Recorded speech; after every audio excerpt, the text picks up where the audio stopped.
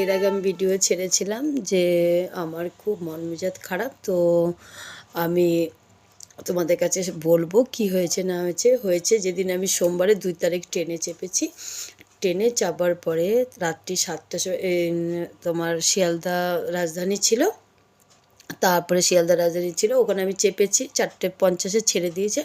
7টার সময় হঠাৎ করে একটা ফোন আসে যে আমার দাদা ফোন করে যে না আমার ছোটো ভাই কলকাতার একটু আউটসাইডে থাকে, শিয়ালদার থেকে একটু যেতে হয়, তো ওখানে চাকরি করে। তো আমার ছোটো ভাইয়ের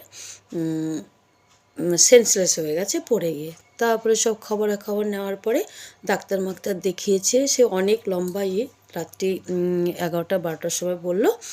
তখন বলল পিজিতে নিয়ে গেছিলো।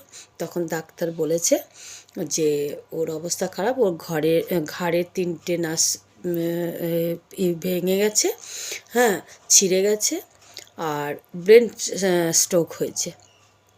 তখন তো আমাকে এই কথাটা বলল যে না ঠিক আছে।